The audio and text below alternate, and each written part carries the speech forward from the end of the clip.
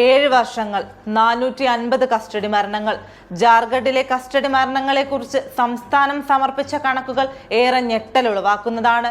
2018-നും 2025-നും ഇടയിൽ ജാർഖണ്ഡിൽ റിപ്പോർട്ട് ചെയ്യപ്പെട്ട 450ഓളം കസ്റ്റഡി മരണങ്ങളിൽ നിർബന്ധിത ജുഡീഷ്യൽ അന്വേഷണം നടന്നിട്ടുണ്ടോ എന്ന് വ്യക്തമാക്കാൻ സംസ്ഥാന സർക്കാരിനോട് ഹൈക്കോടതി ആവശ്യപ്പെട്ടിരിക്കുകയാണ്.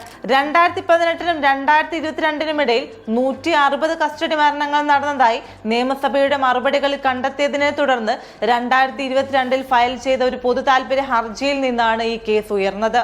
ക്രിമിനൽ നടപടി ചട്ടത്തിലെ സെക്ഷൻ 176, ഭാരതീയ നാഗരിക് സുരക്ഷാ സംഹിത സെക്ഷൻ 196 എന്നിവ പ്രകാരം പോലീസ് കസ്റ്റഡിയിലോ കോടതി കസ്റ്റഡിയിലോ ഉള്ള ഒരാൾ മരിക്കുകയോ കാണാതാവുകയോ ചെയ്താൽ പോലീസ് അന്വേഷണത്തിന് പുറമെ ജുഡീഷ്യൽ മജിസ്ട്രേറ്റ് തലത്തിലുള്ള അന്വേഷണം നിർബന്ധമാണ്.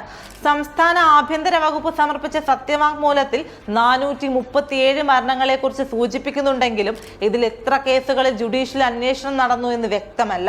ഭരണഘടനയുടെ ആർട്ടിക്കിൾ 21 ജീവിക്കാനുള്ള അവകാശവും വ്യക്തി സ്വാതന്ത്ര്യവും ഉറപ്പു നൽകുന്നു.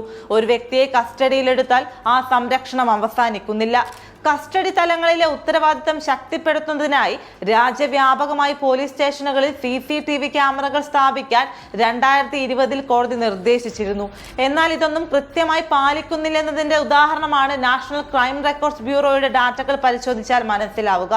രാജ്യത്തെ ഒന്നിലധികം സംസ്ഥാനങ്ങളിൽ ഓരോ വർഷവും കസ്റ്റഡി മരണങ്ങൾ നടക്കുന്നുണ്ടെന്നാണ് ക്രൈം റെക്കോർഡ്സ് ബ്യൂറോയുടെ കണക്കുകൾ വ്യക്തമാക്കുന്നത്. NCRBയുടെ സമീപകാല ഡാറ്റ പ്രകാരം രാജ്യവ്യാപകമായി പ്രതിവർഷം 100 മുതൽ 200 വരെ പോലീസ് കസ്റ്റഡി മരണങ്ങൾ രേഖപ്പെടുത്തിയിട്ടുണ്ട്. ജയിൽ സ്ഥിതിവിവര കണക്കുകൾ ചിത്രം കൂടുതൽ സങ്കീർണമാക്കുന്നു. ഇന്ത്യയിലെ ജയിലുകളിൽ കഴിയുന്നവരുടെ എണ്ണം പല സംസ്ഥാനങ്ങളിലും 120% കവിയാറുണ്ട്. ജയിൽ ജനസംഖ്യയുടെ 3/4 മൊത്തം വിചാരണ തടവുകാരാണ്. തിരക്ക്, അപര്യാപ്തമായ മെഡിക്കൽ സ്റ്റാഫ്, അടിസ്ഥാന സൗകര്യങ്ങളുടെ കുറവ് എന്നിവ അപകട സാധ്യത വർദ്ധിപ്പിക്കുന്നു, പ്രത്യേകിച്ച് ചികിത്സയില്ലാത്ത ആരോഗ്യ പ്രശ്നങ്ങളുള്ള തടവുകാർക്ക്. 2020-ൽ തമിഴ്നാട്ടിൽ ജയരാജ്, ബെന്നിക്സ് എന്നിവരുടെ കസ്റ്റഡി മരണത്തെ തുടർന്ന് വ്യാപക പ്രതിഷേധങ്ങൾ ഉണ്ടായി. ഇത് മദ്രാസ് ഹൈക്കോടതിയുടെ നേരിട്ടുള്ള ഇടപെടലിന് കാരണമാക്കി. പൊതുജന വിശ്വാസം തകരുമ്പോൾ ജുഡീഷ്യൽ നിരീക്ഷണം എങ്ങനെ വിശ്വാസ്യത പുനഃസ്ഥാപിക്കുമെന്നതിന്റെ ഉദാഹരണമായി ഇതിനെ കാണാം. NCRB ഡാറ്റ പ്രകാരം ഏറ്റവും കൂടുതൽ പോലീസ് കസ്റ്റഡി മരണങ്ങൾ ഉത്തർപ്രദേശിലാണ്. മഹാരാഷ്ട്രയിൽ ജുഡീഷ്യൽ കസ്റ്റഡി മരണങ്ങളിൽ ഇടയ്ക്കിടെയുള്ള വർധനവിന് കാരണം ജയിൽ തിരക്കും ആരോഗ്യവുമായി ബന്ധപ്പെട്ട ഘടകങ്ങളാണ്.